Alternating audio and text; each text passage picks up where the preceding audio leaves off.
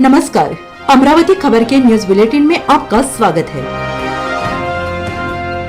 आइए पेश करते हैं आज के प्रमुख समाचार। सौतेली मां को पारिवारिक पेंशन के मामले में सुप्रीम कोर्ट ने कहा है कि मां की परिभाषा का दायरा बड़ा होना चाहिए। हाल ही में सुप्रीम कोर्ट ने मां शब्द की उदार व्यवस्था की वकालत की है, जिससे कि पारिवारिक पेंशन से लाभ प्रदान करने में सामाजिक कल्याण योजनाओं के लिए सौतेली मां को भी शामिल किया जा सके। 3 जजों की बेंच ने केंद्र और भारतीय वायुसेना से कहा है कि नियमों में मां की परिभाषा को और उदार किए जाने की जरूरत है, जिससे कि पारिवारिक पेंशन समेत सामाजिक कल्याण योजनाओं के लाभ के लिए सौतेली मां को भी इसमें शामिल किया जा सके।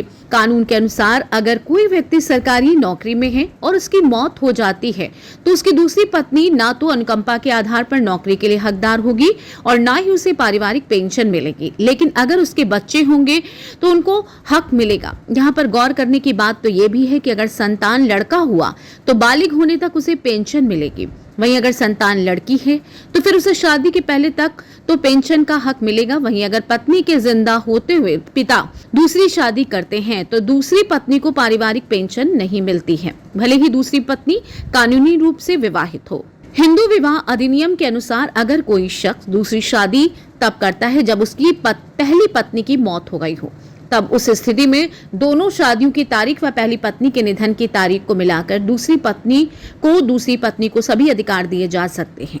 इस परिस्थिति में दूसरी पत्नी को पेंशन का भी अधिकार मिलता है और अन्य संपत्ति पर भी।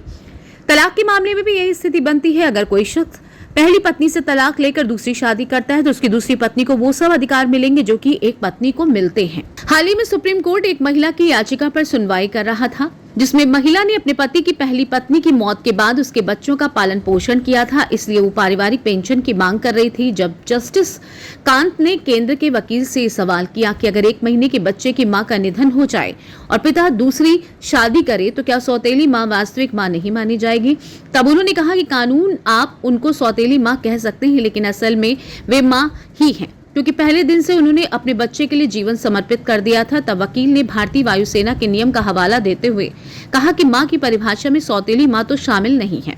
जस्टिस कांत का वकील से कहना था कि सौतेली मां की पेंशन या किसी अन्य लाभ को इसमें शामिल करने के लिए रचीला रुख अपनाएं। अदालत ने कहा कि इस उद्देश्य के लिए मां की परिभाषा को उदार बनाए जाने की जरूरत है।